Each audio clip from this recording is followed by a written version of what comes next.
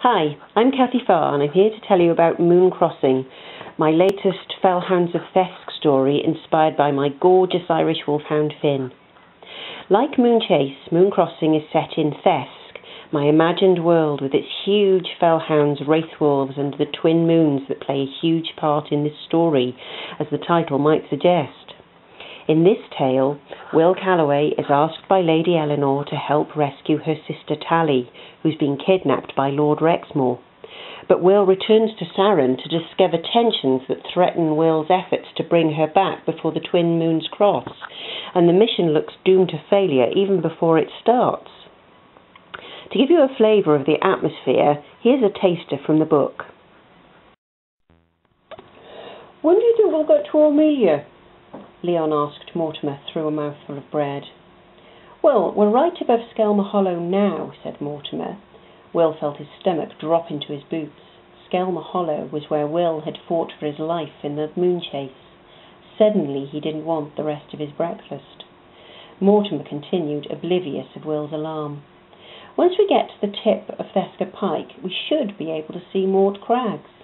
He scoured the distant hills as if expecting to see the crags at any moment. That'll give us a better idea of when we're going to get to the city. So where's the castle? Is it actually in Armelia? Asked Seth. He and Gisela were sitting on a rocky ledge a little way off. Gisela had fixed her gaze out over the frost-coated grassland. Mortimer raised his pasty in Oswald's direction. Well, I don't really know, but I'm hoping that Mr. Beck here will be able to show us the way once we get to the crags. But Oswald's surprised expression suggested that this was news to him. What gave you that idea, boy? Well, I thought, you've been to Armelia before, haven't you? As a member of the Magewizen. Gracious, no. There's never been any need. I think Morton's went once or twice, but Rexmoor always sends his men out if he needs anything. I thought you knew that. No, but, I thought you knew the city. That's the only reason I agreed you could come with us. Mortimer took another huge bite out of his pasty. Without saying a word, Oswald got to his feet and walked right up to Mortimer. The older man's face had been red before, but now even his eyebrows were beetroot. I was not aware that I needed your agreement, he said, and turned away. But then he turned back and pointed directly at Mortimer. Make no mistake, boy, the errors you made on that last moon chase will not be repeated while I am here. Mortimer swallowed hard. His eyes flicked to Leon, who stared at the ground, then to Will, who held his friend's gaze but didn't dare say anything. Then Mortimer opened his mouth to speak, the remains of his breakfast forgotten in his upturned hand. But whatever he was about to say went unsaid. A shrieking cry shattered the awkward silence. No, Mortimer, look out! Ooh.